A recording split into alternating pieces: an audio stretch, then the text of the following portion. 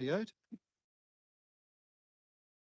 like to pass the meeting over to Janine to present her paper, please.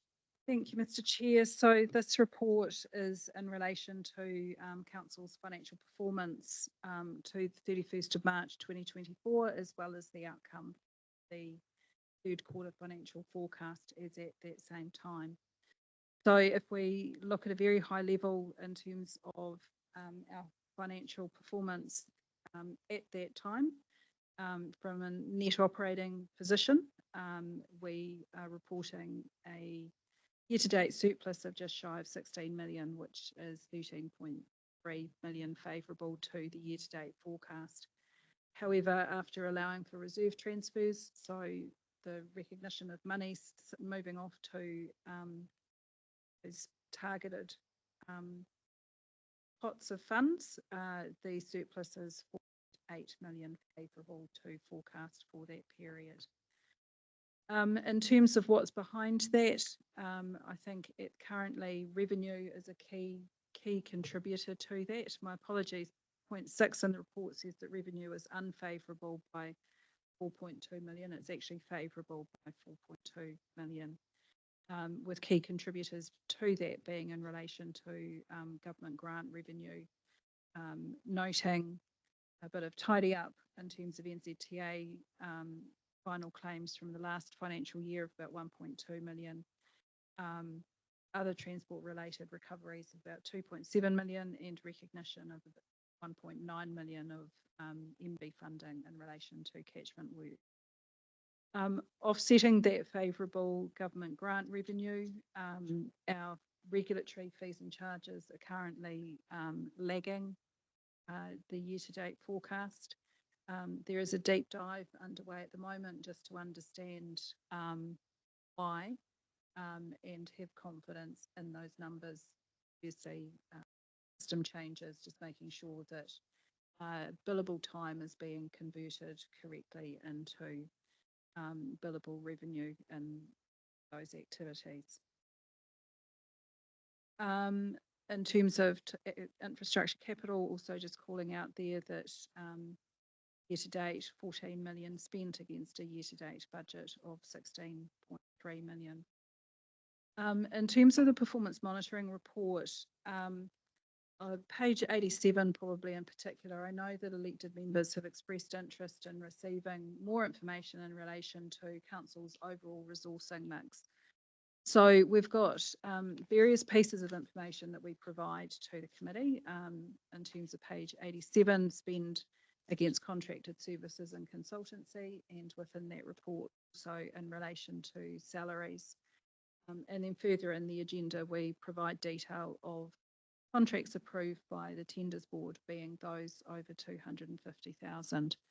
But some of us had a brief conversation before the meeting. I really welcome the opportunity to work with members on what information may be useful to be coming into this forum to round out what we're currently getting or providing for you.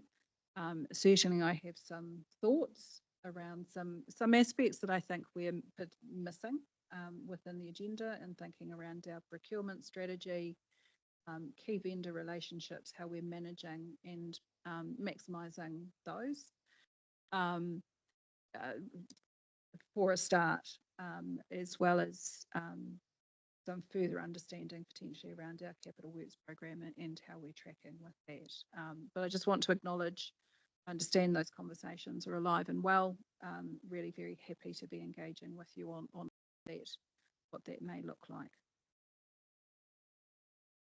In terms of the third quarter forecast, so overall the forecast is projecting a decrease in retained earnings of 880,000. Again, this is predominantly driven by that shortfall in regulatory income, which is why it's important that we do this deep dive and make sure that we've actually got those numbers right.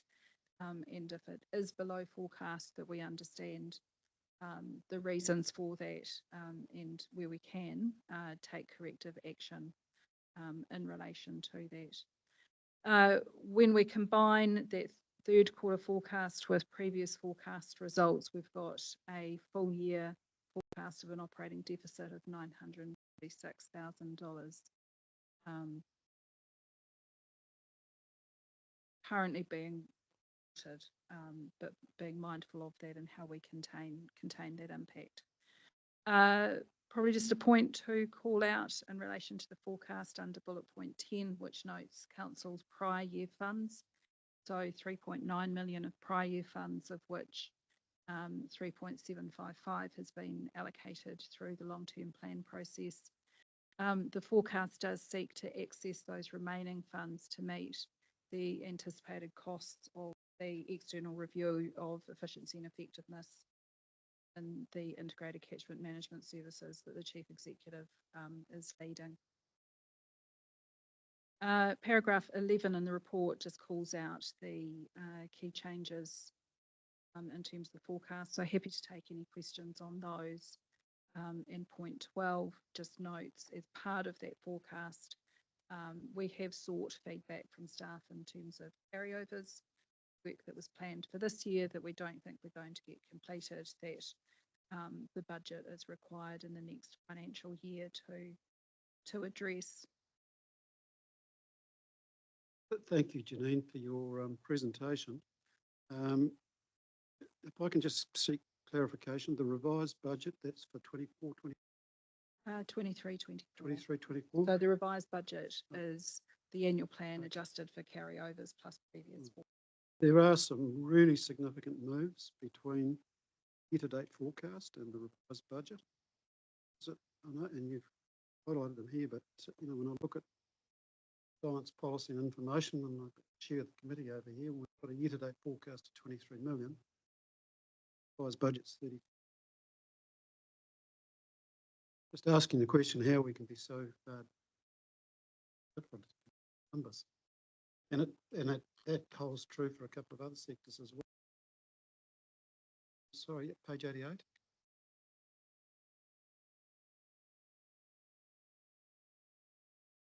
So through the chair, the year-to-date budget reflects obviously 9 years of 9 years. Feels like like 9 years and one this year. 9 months of the budget, but equally phased to recognise the timing of when we expect the work to happen.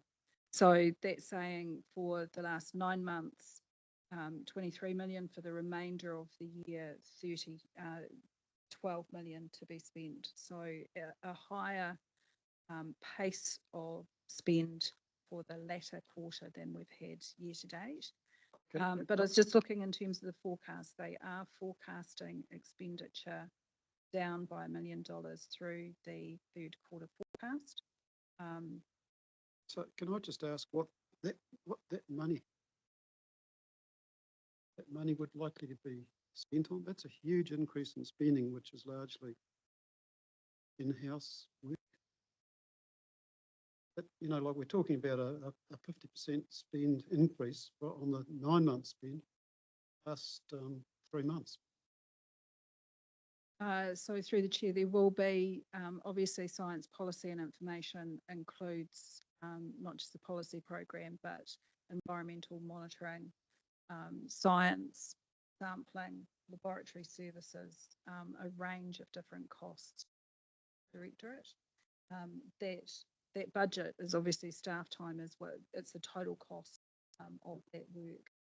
I'm sorry, I don't have more of an answer to that in terms of projected. I guess what we've done through the forecast is said, where do you believe that you will be at the end of the year in light of your currently forecast budget, so that revised budget, and the signal that has come through is a reduction in spend for this year of just over $1 million.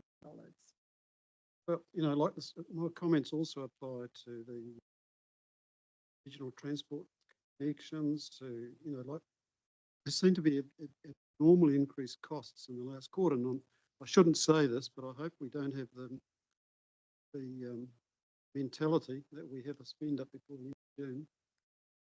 It used to be the case, if you haven't spent your money, you do it in the last 3 months. I'm sure Mr. CE's not going to allow that to happen. So can I just clarify also, I'm sorry, just thinking on the hop, the science policy and information budget also includes things such as our funding contribution to the regional theatre, which is deferred this year out to next year. So there's 1.2 million. So there are amounts of money within that program, within that group of activities that might not naturally would think of sitting there. And those responsibilities have obviously shifted from where they were at that point in time. The regional development actually sits. Can I just ask other committee members if they're comfortable with those without a, is that, no. Anyway, that's just my gut feeling. Sorry, I was just- question? I was just curious, Mr. Chair, whether the science policy one included the coastal plan hearing stuff. I would imagine that would be a little bit significant in the last 2 quarters, wouldn't it? Warren? This is the last quarter. Yeah. Yeah.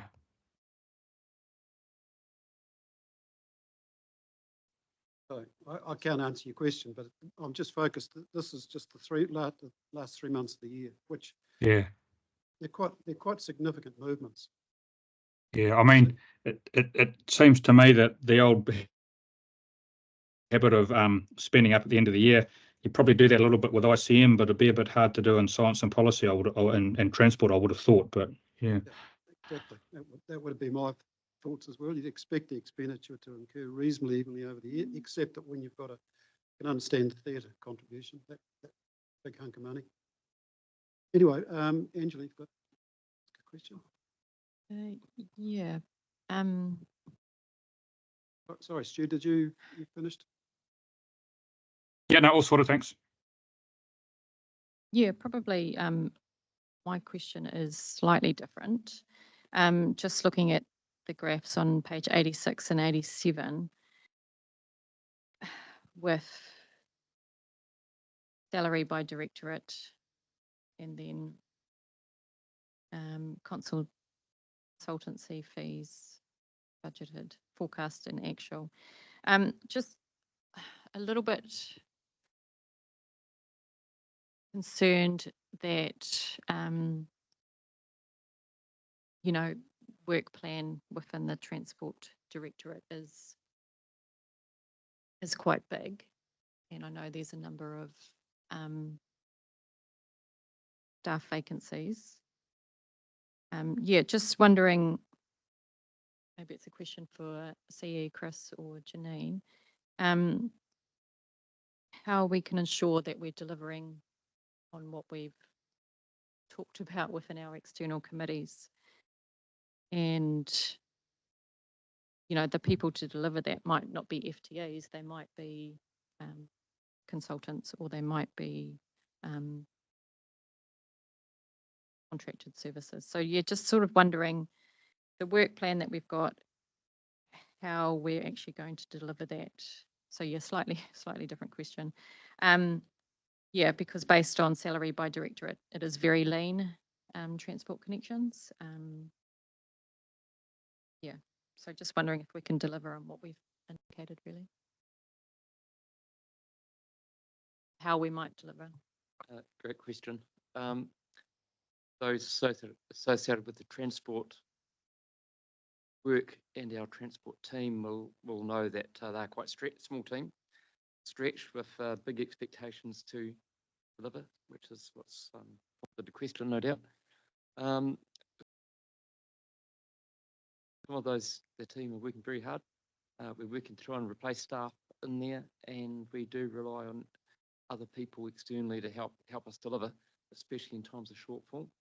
The way the directorate's constructed, which was taking original staff who were in the organisation, has always relied on a number of external contractors and consultants to deliver.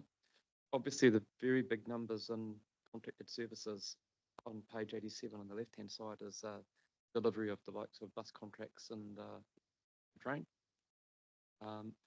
As an example, before Phil King came here to be the director of Regional Transport Connections, he was an external consultant for us on managing Te Huia and the project there. So it is how we run that part of the business. I hope that's sufficient. Your question was, how can we guarantee that we're going to be able to deliver the services? We do our best, and the information I have is that we are on track to be able to do so. Janine, I don't know if you have anything.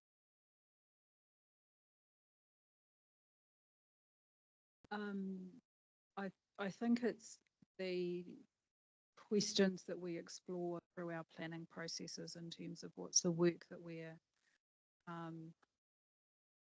planning to do and where that shifts and changes, and then how we resource that. Sorry, a couple of times I'll probably come back today to that planning process as being the critical part to actually lay the foundations for then how do we deliver the services and the activities that we've committed to do. So it's critical that we've got it right at that stage.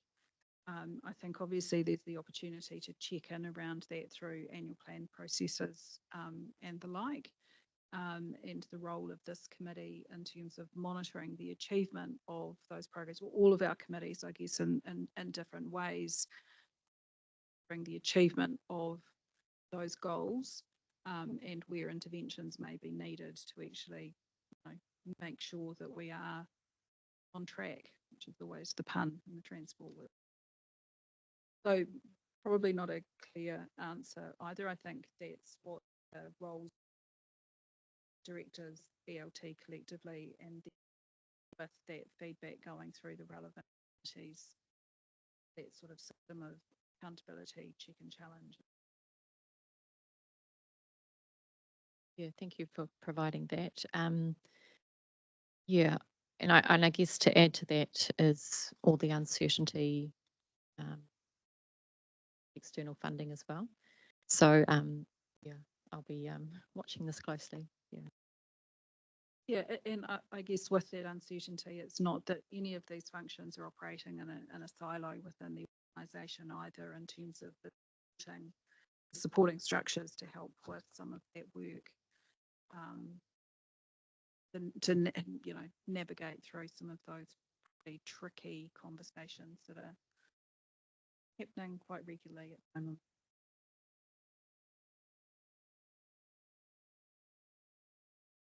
Mr. Chair, there was one part of the report that I had added in. Well, there's a couple of things that I'd added into the covering report this time, a little bit based on previous conversations with the committee.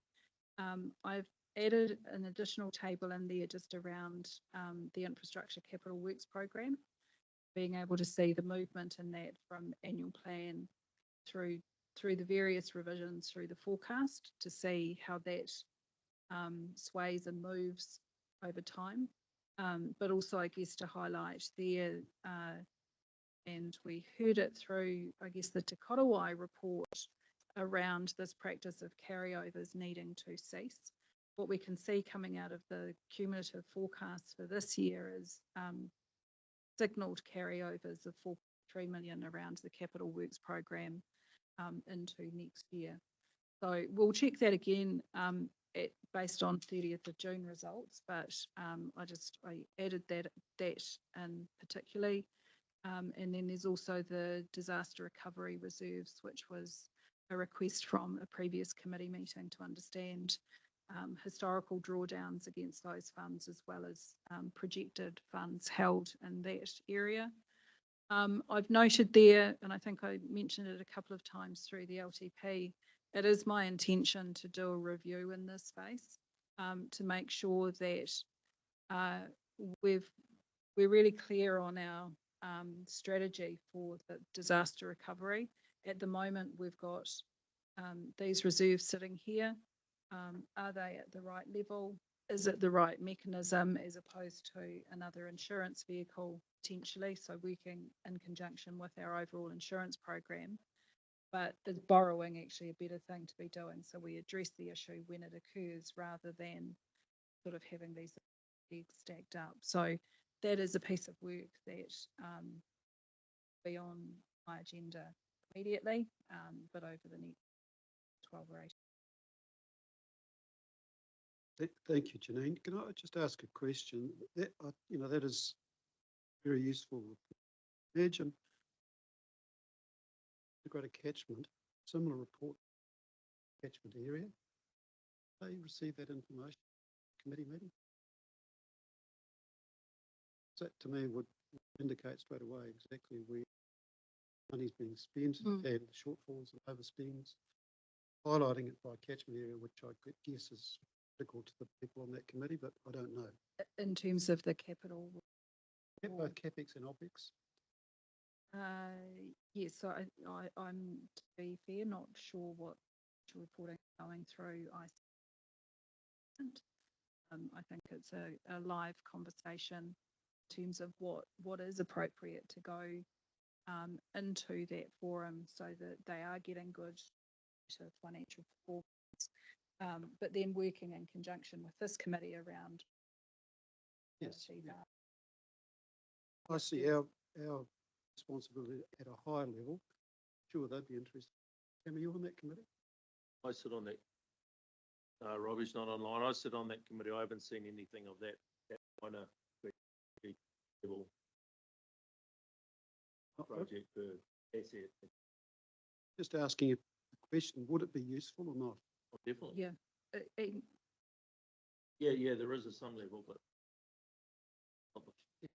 So I just had a conversation with the chair of the committee yesterday saying that they do need to get sure at the ICMC level, I'm not talking about the subcommittee level, that they have some metrics and oversight of delivery of programs, be it time scope, cost, type of approach.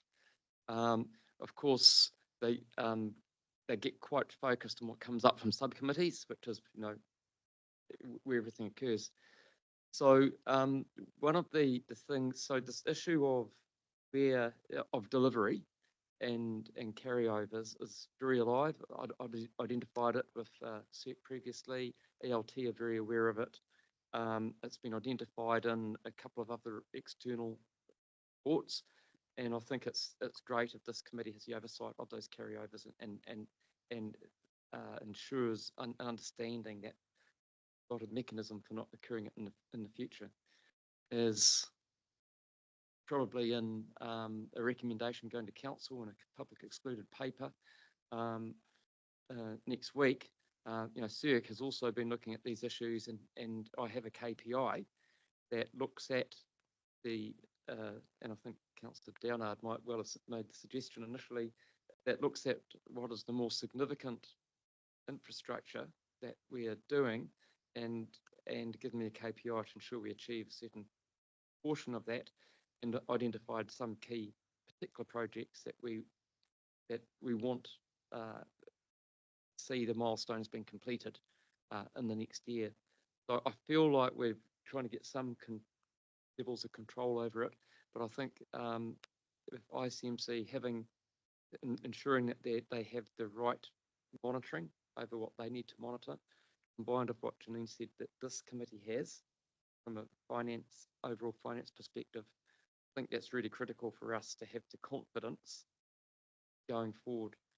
I think Janine just noting and not preempting any LTP deliberations next week, I've tried to hold the capital expenditure increasing as much as I can until we do a review of a bunch of things. I think there was an $11.5 million expenditure proposed for next year. Now the carryover of $4 million, and I think there's been some inflationary pressures on that program that lifts it up into those realms of needing that extra scrutiny to ensure it can actually deliver. Thank you for those comments. Okay, we'll do. Yeah, Mr. Chairman, just add on to that. I mean, what Stephen presented this morning, I mean, that should be presented to ICM. I haven't seen any of that as well, and that's huge. I mean, that's a big part of what Noel and Rob have been probably going on for the last, 6 months, is that information getting out to, especially to the farmers and stuff like that. So Absolutely, yep. Totally agree with that. So can we capture that somewhere? Like, I think that makes a lot of sense to have a presentation. Mr. Chair, I can capture that as an action point and refer it on. Th- Agree. Thanks, Janine. Mr. Chair, I do note that in ICMC agendas, there are budgets presented around drainage compartments. So I guess that part of the action, we need to be quite clear on what it is we're asking to be reported.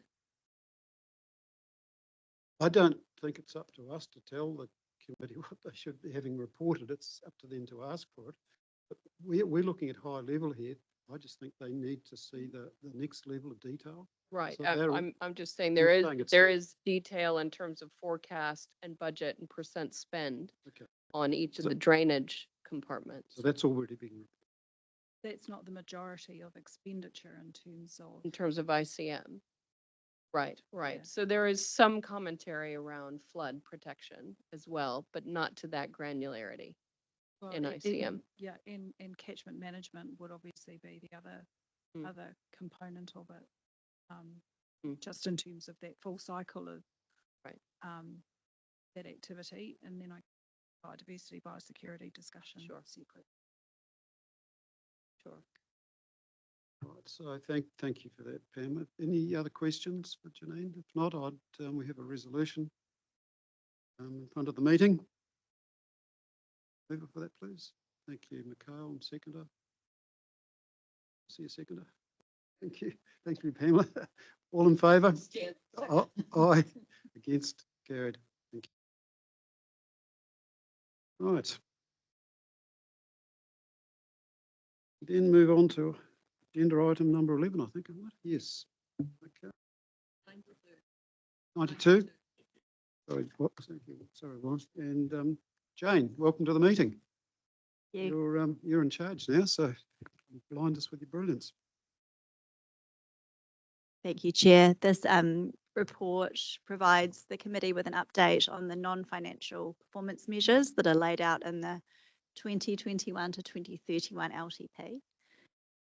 This includes 51 measures set out across our groups of activities. So as at quarter 3, we're currently projected to have 36 of the 51 measures achieved by year end, which will be 73% of the measures.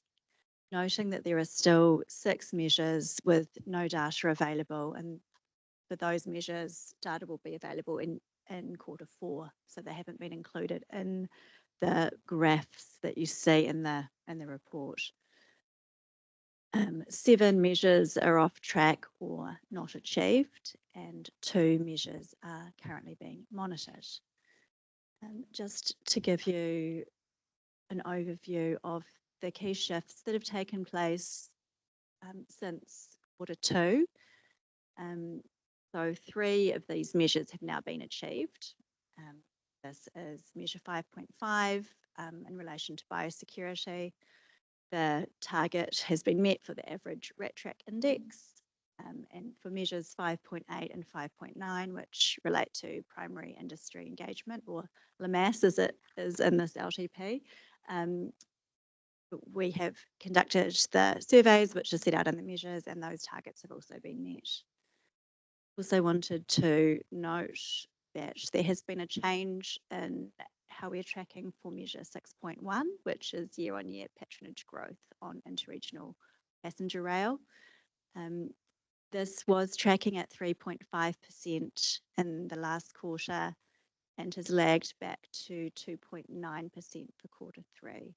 So we have now changed this to off track, given that the target result is 10%. The remaining measures that are off track or not achieved have remained the same from the last quarter. So there's 6 of those. That sort of summarises the report, but happy to take any questions if there are specifics. Thanks very much for your report, Jane. Does any member of the committee have any questions for Jane? Angela? Going to say I'm thank sure you you've for your got something on the report. railway. Yeah, happy to move. Happy to quickly move on. Mikhail, thank you. All in favour? Vote against, carried. Thank you, Jane. Thank you. Sorry to have delayed your morning. All right, so we now move to item number 13 on the agenda, which is the Treasury Management and Monitoring Report. Yes, Janine, you'll be delivering that for us. Thank you. Page Yes, 90, page 120. 120. Oh, all behind. For a few.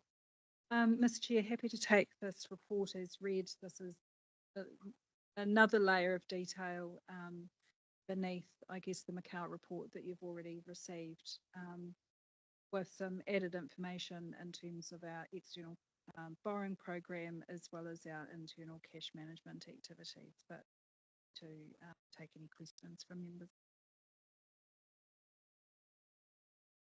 Thank you, Angela. Mikhail, sorry, question. Sorry, yeah, sorry. Just to go on that, on page 123. You just go over just that, sorry, my ignorance of it, just the balance after funds returned, just the full year annual plan income. What's that again? So that's the money that we draw down from the fund every year to subsidise rates. Oh, right, yeah. So you're arguing against that, are you? No. No. All right, thank you. Clarification on what. We have a resolution. We have a mover. Yeah, We have a seconder. Seconder, thank you. All in favour? Aye, against, carried. Thank you. So we now move to item 14, which is the rates information. Me for the rest of the agenda. And Janine's your just about the floor for the rest of the day. Oh, indeed. Thank you, Mr. Chair. So this is really just a brief report on our the collection status of our rates revenue for the current financial year to the 30th of April in this case. Just noting in terms of current year rates assessed, we're at a 92% collection of those rates, which is exactly in line with what we achieved last year. If we look after all payment arrangements, remissions and other adjustments are taken into account, in terms of the current year rates, it's just shy of $6 million still outstanding, or 4% of total rates assessed, which again is in with at the same time last year. The team are now moving to focus into those follow-up or collection activities to ensure that those outstanding balances are minimised to a new rating year in a matter of weeks. To take any questions on. Thank you, Janine. Carl, are you carry over from the last session? Yep. If I could just ask a question. Are you comfortable with the level of arrears at the moment? I see it's in line with what, which is probably very good in this day and age. Expecting to see a deterioration of the collection, but yeah. I think the fact that we are holding ground, given it's pretty tough out there for a number, is a really good thing. In terms of the team with their collection action, they are always very that and trying to come to arrangements, work for the ratepayer, our own requirements. Can I ask, how many have we got on management at the moment? Oh, sorry, I don't have that number. That's all right, doesn't matter. All right, so no further questions. This resolution, please. If somebody's got no questions. So Pam, does that wink, man, and move? Thank you. Second. Okay, so we've got an answer. Councillor Strange, seconded by Chair Story. All in favour? Aye, against, carried. Thank you. Next item is the Councillor Chief Executive and Director expenses. Paper's been tabled and circulated. Yes, happy to take this as Packet is read. Moved by Councillor Strange, seconded by Councillor Downard. All in favour? It's carried. Thank you. Seeing you guys are the biggest recipients, I guess.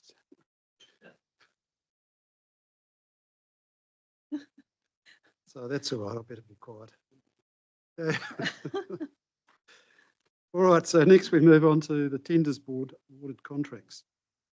Yeah, thank you, Mr. Chair. So this is again one of those transparency reports we provide in terms of the procurement decisions that are being made by the tenders board, members of the executive team in relation to contracts that exceed our own individual delegation. So the details of those contracts that have been approved via the tenders board for the last quarter are included in the report. Happy to take any questions on any particular matters with it. Thank you, Janine. Nothing stood out for me. I think just the fairly routine extensions of existing contracts. So, do you have any questions for Janine? Okay, thank you. If not, I'll move for the resolution. Angela and Mikhail will second that. Thank you. Favour? Aye, it's carried. So we move to agenda item number 17, CoLab Statement of Intent.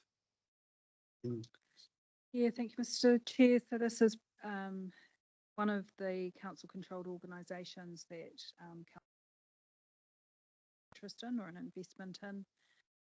The process in terms of those CCOs preparing a statement of intent each year that's provided to shareholders for feedback. That's appended to this report, opportunity for the provide feedback on that. There's no changes that staff are recommending in relation to it. We have noted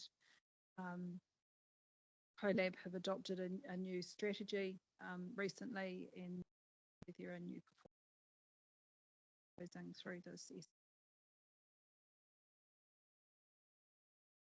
So staff are more than comfortable with the change in strategy. Yes. Anybody have any questions for Janine on that? If not, there's a resolution there which looks like a move for. Angela? I'll second it. Favour? Aye, it's carried. Next item on the agenda is the Civic Financial Services Annual Report. I'm pleased everybody's been through this in detail. Mr. Chair, happy to take this report as read. This is an entity that council has a very minor interest in, about $20,000 of investment, but it does actually provide some really useful services to the sector, particularly a KiwiSaver scheme, which is provided to staff in the local government sector and at a very affordable cost point.